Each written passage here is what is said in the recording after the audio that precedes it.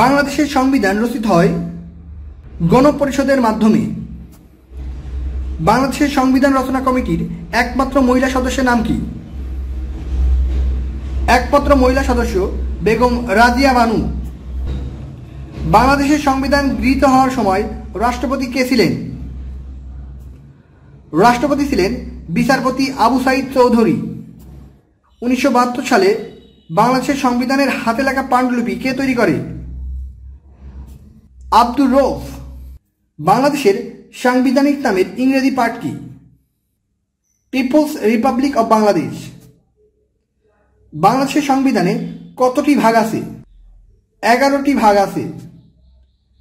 গণপ্রজাতন্ত্রী বাংলাদেশের সংবিধানে কতটি অনুচ্ছেদ আছে? অনুচ্ছেদ আছে 153টি। বাংলাদেশের সংবিধানে কতটি তফসিলি আছে? তফসিল আছে 7টি। বাংলাদেশ সংবিধানের মূলনীতি কয়টি?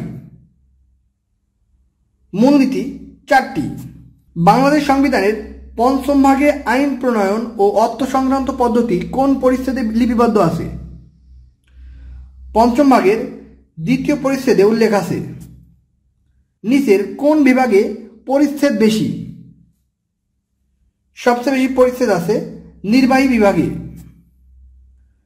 সংবিধানের কোন ভাগে জরুরি অবস্থার বিধানবলী সন্নিবেশিত হয়েছে? জরুরি অবস্থা আছে 9মের ক ভাগে। বাংলাদেশের সংবিধানের কত অনুচ্ছেদে রাজধানী ঢাকা সম্পর্কে উল্লেখ আছে? রাজধানী ঢাকার কথা উল্লেখ আছে 5 নম্বর অনুচ্ছেদে। প্রজাতন্ত্রের সকল ক্ষমতার মালিক জনগণ, এই ঘোষণাটি বাংলাদেশের সংবিধানের কোন অনুচ্ছেদে উল্লেখ আছে? 7-এর 1 নম্বর অনুচ্ছেদে উল্লেখ আছে। বাংলাদেশের জাতীয় প্রতীকে নিচের যেগুলো রয়েছে। জাতীয় প্রতীকে আছে ধান, পাট এবং শাপলা। বাংলাদেশের জাতীয় প্রতীকে যে 4টি তারকাগুলো রয়েছে তা দিয়ে কি বোঝানো হয়? এই তারকাগুলো প্রকাশ করে জাতির লক্ষ্য ও উচ্চাকাঙ্ক্ষা। বাংলাদেশের জাতীয় সঙ্গীতের ইংরেজি অনুবাদক কে? সৈয়দ আলী আহসান। বাংলাদেশের প্রথম পতাকার নকশাকারী কে? প্রথম পতাকার নকশাকারী শিবনারায়ণ দাস। বাংলাদেশের জাতীয় সঙ্গীতের মূল সুরটি যার গানের সুর থেকে গ্রহণ করা হয়েছে তিনি কে? তিনি গগন হরকরা। বাংলাদেশের জাতীয় সঙ্গীত কোন সুরের অনুপ্রেরণায় রচিত?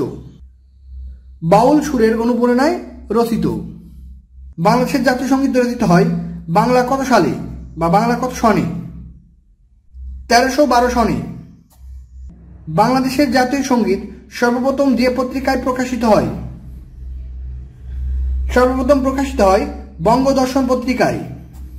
বাংলাদেশের জাতীয় সঙ্গীত বিশ্বকবি রবীন্দ্রনাথের কোন কাব্য থেকে নেওয়া হয়েছে? গীতবিতান কাব্য থেকে নেওয়া হয়েছে।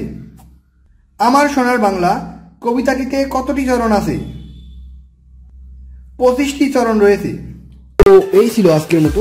সকলেই ভালো থাকবেন আর অবশ্যই আমাদের চ্যানেলটি সাবস্ক্রাইব করে আমাদের সাথে থাকবেন। সবাই ভালো থাকবেন। ধন্যবাদ। আসসালামু আলাইকুম।